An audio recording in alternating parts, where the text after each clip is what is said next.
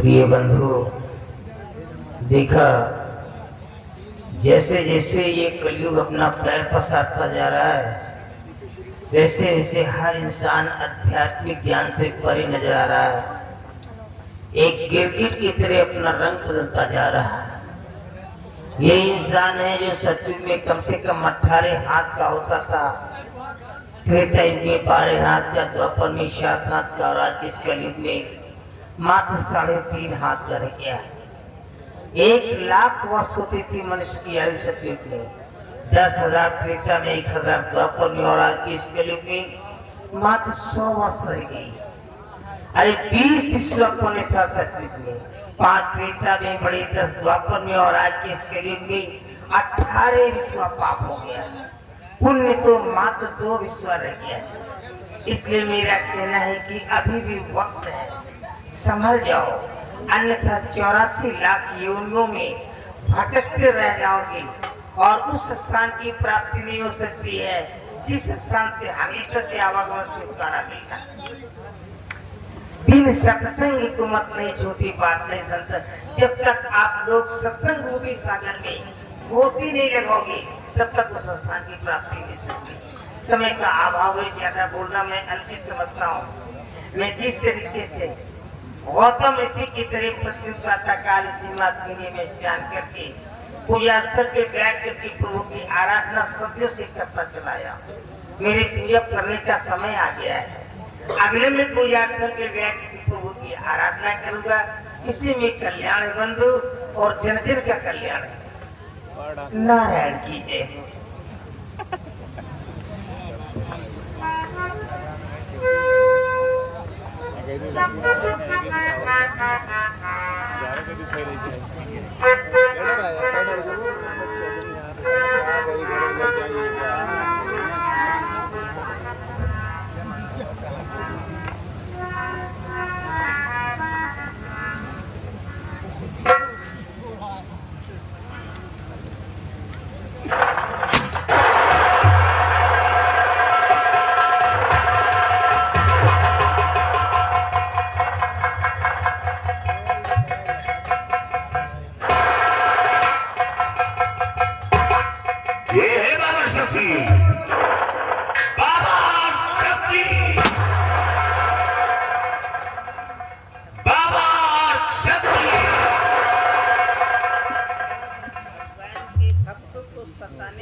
कौन हो तुम? शैतान। शैतान?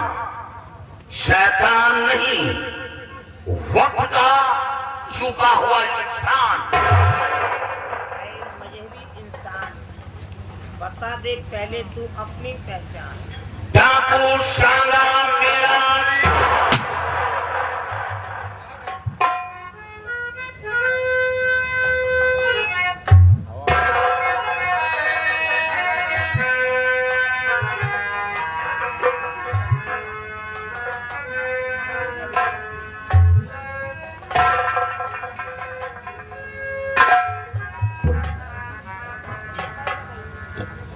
बहुत अच्छा किया बेटे, मेरे पास आ गया। तुझे बहुत पहले आना चाहिए था। आया देर से आया, लेकिन आया तो सही।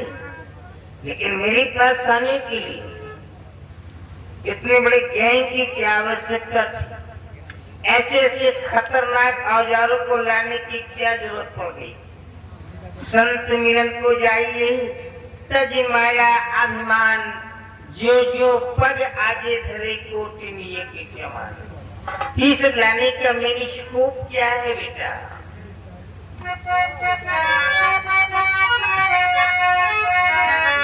और बता देगा कौन है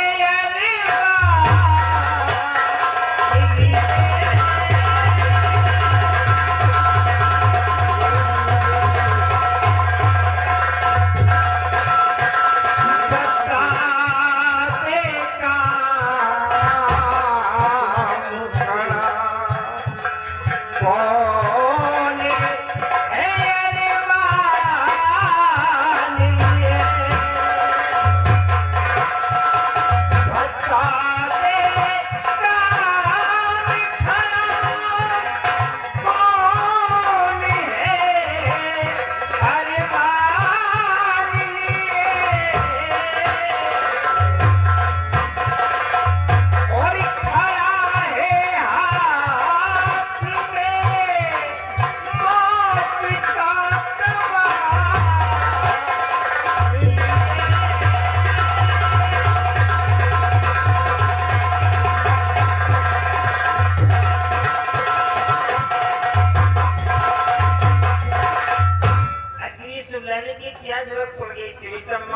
करने से कुछ भी हल नहीं होने वाला है। बाबा, आपका नाम संसार में प्रसिद्ध है तो मेरा परिश्रम ही देने परिश्रम का फल है। और मेरा नाम दुनिया में विख्यात नहीं है। और आज तुम्हें मारकर अपना नाम संसार में विख्यात करूंगा। धन्य हो मेरी लाल, धन्य हो, धन्य हो। और मार गोली से तुझे, मार गोली से तुझे भाई ढेर बनाओ।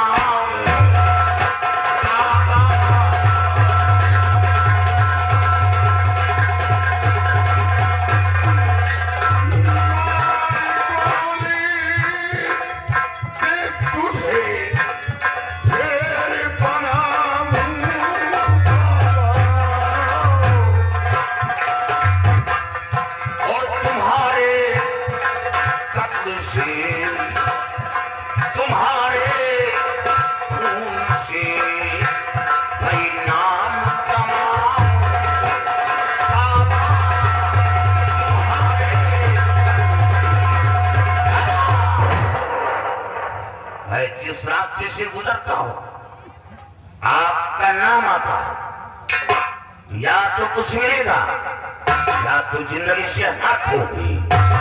पिता में बहुत खुश हुआ, बहुत खुश हुआ। वो इसलिए कि आज तक इस 12 लाख वर्ष में किसी भी इंसान के अंदर ये हिम्मत नहीं हो सकी है तो मेरे सामने खड़ा होकर के मुझसे कह सके कि मैं आपको मौत दूंगा। कम से कम तू तो पैदा हो जाए इस कलयुग में मेरे को मारने के लिए। मैं बहुत खुश हुआ बेटी। अरे इतनी छोटी सी जिंदगी लेकर के इतना बड़ा उबाल ले रहा है। न जाने कितने योद्धाओं को देखा है मैंने बेटा, जिनके बल का कोई शुमार नहीं था, जिनकी ताकत का कोई अंदाजा भी नहीं लगा सकता था, लेकिन एक दिन सबके सब काल के काल में समा गए। उदाहरण दिया स्वरूप की बाल्य बलि के दधीचि उदिष्य भीम महाबल की एक सेवा अंत समय उबरे न के उछाल माही भय तब काली। बलि विक्रम देव दधीचि अर्जुन के जिन भारत जाना, जंग जुड़े दुर्योधन के जो 64 कोस में छत्र बताना, और शक्ति यही प्रमाण देते है जो भरा सो जरा, जो भरा सो बुताना। अरे ऐसी बाणी बोलिए बच्चा की मन का आपा को आवरण को शीतल करे शीतल आपो। अक्का भला न बोलना, अक्की भाली न चूक, और अक्का भला न परसना, अक्की भाली न चूक। अत्यधिक बोलना ठीक नहीं होता है बेटी, और चुप रहना भी अत्यधिक मूर्खता का कार्य। जिस प्रकार से अत्यधिक बादलों का बरसना ठीक नहीं होता है, अत्यधिक धूप का निकलना ठीक है, उसी प्रकार से अत्यधिक बोलना भी है। अरे तो मेरे पास आए, इस बात की जानकारी मुझसे कर सकता है कि मैं किस मार्ग को अपनाऊं ताकि मैं और प्रकाशित हो जाऊं, और साधुओं, साधुओं, संतों, ऋषियों, मुनियों, फकीरों, दरवेशों को मार करके आज तक किसी ने नाम कमाया है क्या? नो। अगर तेरे को नाम कमाना है तो क्या यहाँ पे जो भी गरीब वर्ग के लोग हैं, इनको बराबर 2 की रोटी नसीब नहीं हो पाती है, जा करके उनकी मदद कर, और देख उन्हीं के पीछे तेरा कैसे नाम चलता है। बाबा, मैं किसी गरीब यतीम मोहताज अपाहिज की मदद नहीं करूंगा। एक वक्त मेरे ऊपर था, मैं भी इधर उधर मारा मारा फिर रहा था। कोई गरीब यतीम मोहताज अपाहिज मेरी मदद करने के लिए नहीं निकला, और जब हाथ में बंदूक उठाया तो गरीबों की मदद करूं? नहीं, गरीबों की मदद नहीं करूंगा। बंजारा का बैल बन घूमे देश विदेश, और सूखा भूसा खाते बिना गुरु के। गरीबों ने तेरा क्या ले लिया है बेटा? तू क्या लेकर के आया है क्या तेरा? अरे तूने जो कुछ भी लिया यहीं पर तो लिया है, तूने जो कुछ भी दिया यहीं पर दिया है, किसी और का तो जो तूने पा लिया है, और आज प्रेजेंट टाइम में जो तेरे पास है वो कल किसी और का हो जाएगा। अरे ये जीवन तो पानी के भूलने के समान है बच्चा, फिर इसका पश्चाताप क्यों करता है? इस प्रकार गरीबों से एंग्री क्यों हो गया है? अच्छा अपनी कहानी तो बता तू, जरा अपनी स्टोरी बता। बाबा आप मेरी कहानी सुनना चाहते हैं? आपको मैं कोई डाकू नहीं हूँ। मेरे पिता विक्रम सिंह पहाड़गढ़ रियासत के राजा थे। रामगढ़ के राजा पदम सिंह मेरे पिता विक्रम सिंह को मारकर मेरा राज अपने कब्जे में कर लिया। ये क्या कह रहा है? हमें फांसी का इलाज करवा दिया। मेरे पकड़वाने के लिए 50,000 रुपए का इनाम रखवा दिया। साथ साथ जो कोई खाना या पानी देगा उसे सजाए मौत मिलेगी। उस वक्त मौजूद नहीं था, ननिहाल में था। मेरी पत्नी थी, मेरी पत्नी की गोद में एक मेरा मासूम बेटा था।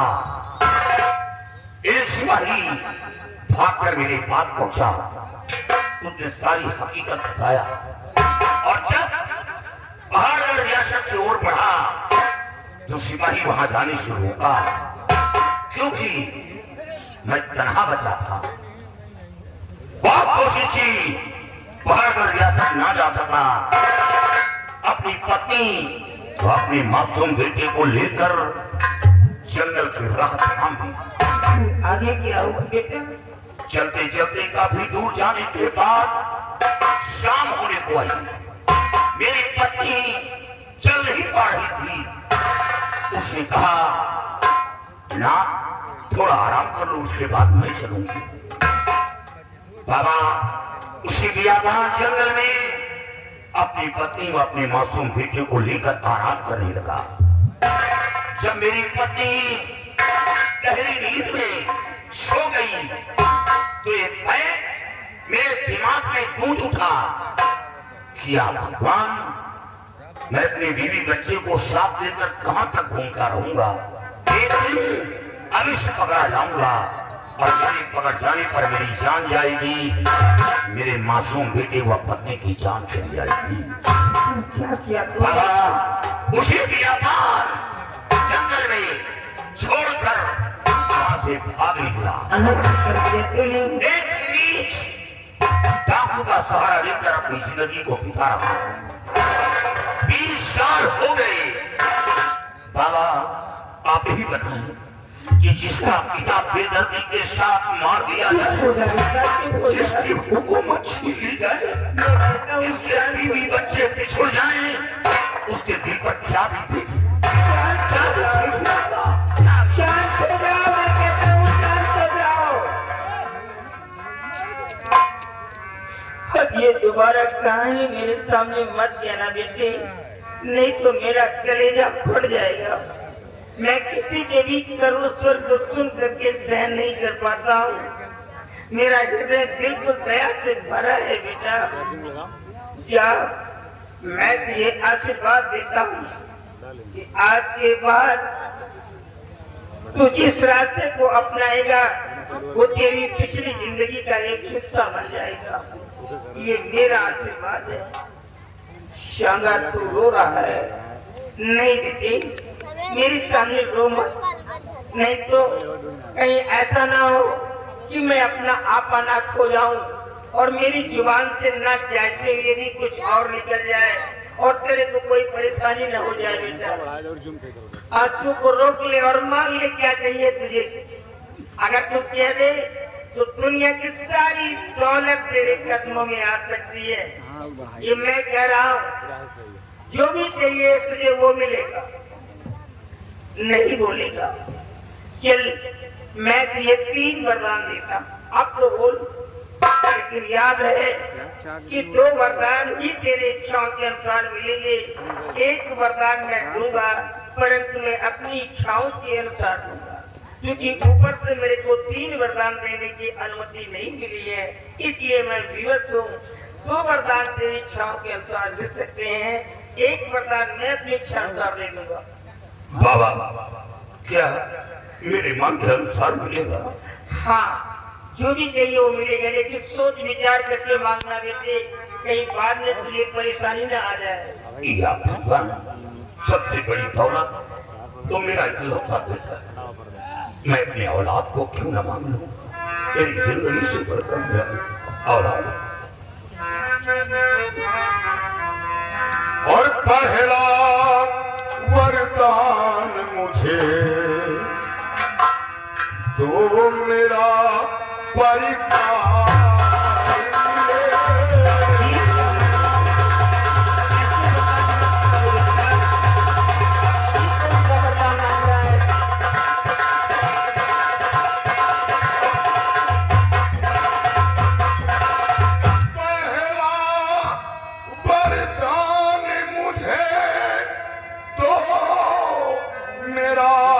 परिवार मिले।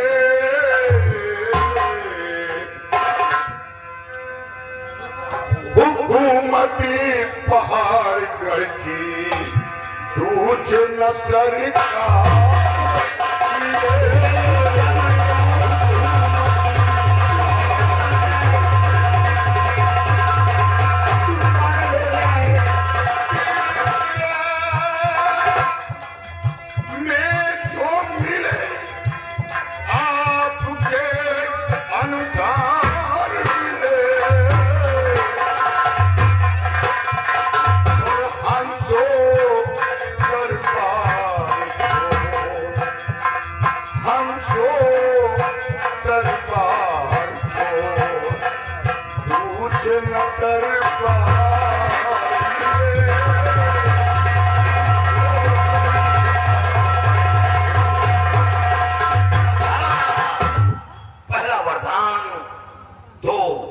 मेरा पिछड़ा परिवार मिल जाएगा। दूसरा वरदान हुकूमत पहाड़ की वापस मिल जाए। और तीसरा वरदान जो आपने कहा है कि मैं अपने इंसान दूंगा, तो आप जो चाहें सो तीसरा वरदान दे सकते हैं हमें। अरे नारायण, मैंने तुझे वरदान मांगने के लिए कहा, वरदान तो मांगा परंतु मांगने नहीं जाना। हम वरदान मांगने में तो विचलित हो गया बेटा। अरे मांगता है तो वही धन दौलत, वही ऐशो आराम, वही बीवी बच्चे, सब क्या है बेटा? ये तो है जो व्रतलोक में आने के मार्ग को प्रशस्त कर देते हैं। धन के लोभी जीव को माया ने भरमाया, कौड़ी कौड़ी जोड़ के धन को किया एकत्रित माया। अरब खरब के देखे सपने, अंत हाथ न आया, प्राण देह से जब निकला तो पड़ा यही शर्माया। कौन है तेरी बीवी, कौन है बच्चे, कौन है परिवार, कौन है फैमिली, कौन है मोबाइल बैलेंस? कोई किसी का नहीं है बेटा। एक दिन तेरे मरने के बाद तो सिर्फ थोड़ी सी जमीन मिलेगी। तू मत जाने बावरे मेरा ऐसा कोई पिंड प्राण से बन रहा तो अपनों का हो। ये मत समझ कि मेरी बीवी है, मेरे बच्चे हैं, कोई किसी का नहीं है। लेकिन बाबा, मेरी जिंदगी से बढ़कर मेरा इकलौता बेटा है। मेरा औलाद मिल जाए, हमें दुनिया की सारी दौलत मिल गई। आज मैं क्या देख रहा हूँ कि एक पिता अपने बच्चे के लिए अपनी जिंदगी को दांव पे लगा रहा है, और जब बच्चा सयाना होता है तो बच्चे के अंदर पिता के प्रति कैसे नाना प्रकार की भ्रांतियां पैदा हो जाती है। अगर तेरी जिंदगी से बढ़कर के तेरा बेटा है तो जाओ बेटे, मेरा कुछ ही नहीं जाना है। मैं तो चाहता था कि तुम अपने अज्ञान रूपी ताले को खोल करके मेरे ज्ञान रूपी कुंजी से खुद प्रकाशित हो जाओ। ऐसा करने की सामर्थ्य नहीं तो तुम जानो, तुम्हारा काम जानो। अगर तुम्हें बच्चा चाहिए, तुम्हारा बेटा चाहिए तो जाओ, एक दिन तुम्हारा परिवार ही तुम्हें मिल जाए। बाबा, तुम्हें पहाड़गढ़ की हुकूमत चाहिए, वहाँ का प्रेसिडेंट पुनः कहलाना चाहते हो तो जाओ बेटा, एक दिन तुम वहाँ के राजा अवश्य बन जाओ। लेकिन सांगा तूने बगैर सोचे भी जा रहे अपने बीवी बच्चों के विषय में वरदान को मांग लिया, अपनी हुकूमत के विषय में वरदान को मांगा है। अरे नालायक, तूने अपने लिए क्या मांगा? इसीलिए कहता हूँ कि वरदान मांगने में तो विचलित हो गया। मैंने जो तीसरा वरदान देने के लिए कहा था, अब मेरी बात को ध्यान से सुन लो बेटा, कि एक दिन ऐसा आ जाएगा कि ये जो तुम्हारे दोनों हाथ है ये काट करके फेंक दिए जाएंगे।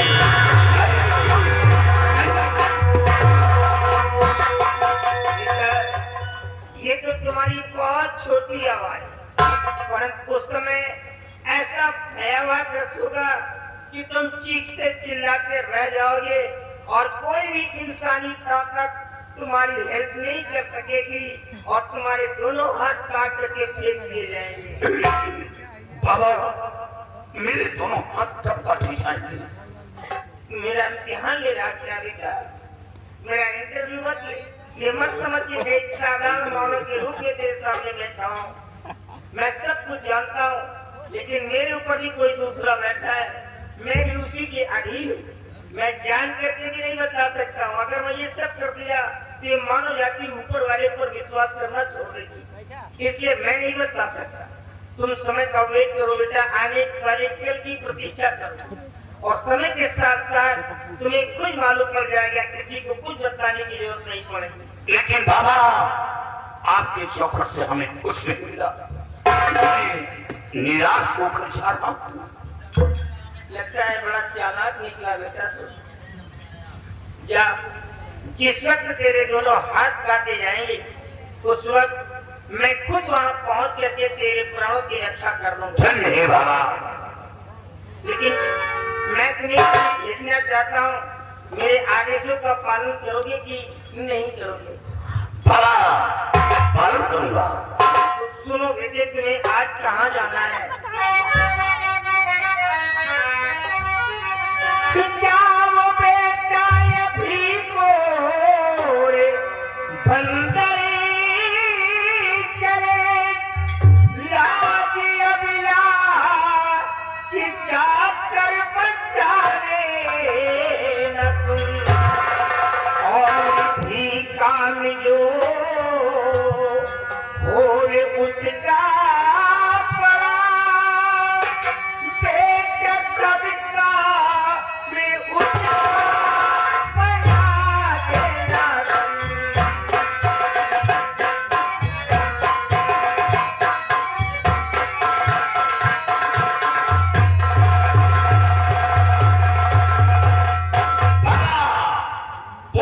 देना में किसी अमला की लाज नहीं रोकी जाएगी। लाज रोकने वाले को दुनिया से मिटा दूंगा, उसका नाम निशान खत्म कर दूंगा। लेकिन हमें अफसोस है इस बात का कि कोई अमला मेरे करीब आने से खौफ खाएगी तो उसकी इज्जत की रक्षा किस तरह कर पाऊंगा? बिल्कुल सही कह रहा है बेटा। अगर तू ब्लैक यूनिफॉर्म में जाएगा तो निश्चित रूप से तेरे को सफलता नहीं मिलेगी, इसलिए काली वर्दी को उतार करके फेंक दो बेटा। बाबा, ये आप क्या करें? जो मैं कहता हूँ बीच में हस्तक्षेप नहीं करोगे तुम साधुओं के वेश में आ जाओ, देसी मालाएं लटका लो, मस्तक पे चंदन वगैरह लगा करके टूटी फूटी भजनों को सुनाते हुए लोगों के दिलों में ऐसी जगह बना लो कि देखने वाला मानो ये न विश्वास कर सके कोई बनावटी साधु जा रहा है। जंगल नहीं होता बेटा तो मोर कहाँ चीते, और साधु नहीं होते बच्चा तो चोर कहाँ चीते। अगर इस तरीके से जाओगे तो तुम उस विद्या की इज्जत को बचा सकोगे, और वैसे भी मेरा आशीर्वाद है तुझे कुछ नहीं होगा तो निश्चित होकर के जा। बाबा, मैं अपना भेष योगी का बनाकर पोरबंदर के लिए प्रस्थान कर रहा हूँ। थोड़े थोड़े में चलाऊंगा और खोज निकालूंगा कि कौन मरदूद है जो बहन बेटियों की इज्जत को लूटता है। मैं उसका नाम निशान मिटा दूंगा। बाबा शक्ति की, बाबा शक्ति की, बाबा शक्ति की।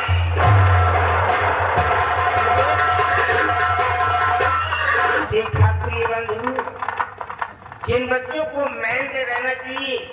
आज वो वुडन कैप में अपनी जिंदगी को व्यतीत कर रहे हैं, जिन्हें स्टाइल लिबास पहनने की आवश्यकता है। आज वो काली वर्दी पहनने के दिवस हो गए हैं। प्रभु चाहे तो पल भर में राजा को रंग बना दे, अगर वो चाहे तो रंग को क्षण मात्र में ही राजा बना दे। आज वही दृश्य देखने को मिल रहा है, कैसी माया है प्रभु तेरी, नारायण की जय हो।